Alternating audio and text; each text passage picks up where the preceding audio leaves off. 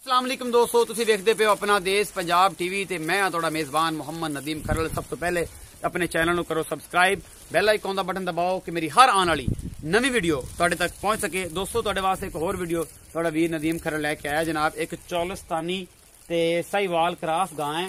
ये जनाब मेरे पिछे नज़र आ रही है। ये जनाब उन्होंने ओनर नूं पुछांगे जनाब कि ये गां दा की हिसाब किताब है, ये गां दा सूण वाली है, किन्ने महीना दी हमला है, इहदे कोल की है की नहीं है, माकूल जे पैसे किन्ने ने, सारा कुछ मैं ते मेरा कैमरामैन तुहानू विखावांगे। उस तो बाद रेट रूट भी पुछांगे, सारा कुछ विखाने जनाब। मेरा कैमरामैन साहब ने रिक्वेस्ट करांगा कि गां नूं पहले विखाया जाए। ये गां पहले विखा लो जी कैमरामैन साहब।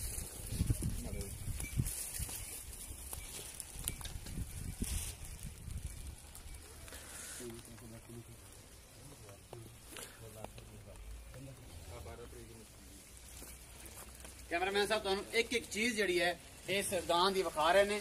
एक एक चीज चौलस्तानी ते क्रॉस गां है। यह तुसीं वेखदे पे हो जनाब। सूण बिल्कुल तैयार है। ये जनाब ये 15 तो 20 दिन लैंदी है सूण नूं।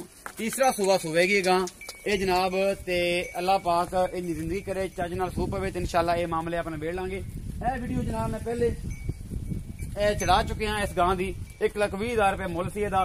अजे लावे पई हुई महीना लेंदी है सूण नूं, 20 दिन लेंदी होगी, हुण 25 दिन लेंदी है। हुण बिल्कुल लाई खड़ी है वैड़। ये जनाब सोहनी है, डब्बे रंग दी। इंदा 1,20,000 मुल मालिका ने कीता सी। थले थण च सोहना लग्या होया है। ये जनाब जिथे भी किसी बंदे ने दोबारा ये आ गई है, उस घर में दूसरी गां भी आई है। ये मैं ते मेरा कैमरा तुहानू दिखा रहे थे। आओ भाई, ये भाई शफीक दे छोटे वीर ने जिन्हां कोल गां खड़ी थी। भाई शफीक दे छोटे वीर ने जनाब, जिन्हां को अगे गां खड़ी थी, उन्होंने दूसरी गां भी एक वड्डी है, वो भी उन्होंने बेचनी। उन्होंने कहा जी ये भी बेचनी हो, जे खड़ी है, जिन्हें रेट रूट फाइनल होगा जनाब तो बिल्कुल आवांगे। ए भाई की नाम तेरा? मेरा नाम अलीशान। अलीशान भाई, ए जी गां है, ये किन्ने पैसे ने रखी दे? 1 लाख। 1 लाख रुपया पूरा? पूरा 1 लाख रुपया। अच्छा, कदों सुनी है? ये 10 to 12 दिन। 10-12 दिन ले जाएगी। अच्छा, तो ये किनवा सूआ है? दूसरा तीसरा चौथा? ये चौथा सूआ है जनाब इस गां नूं।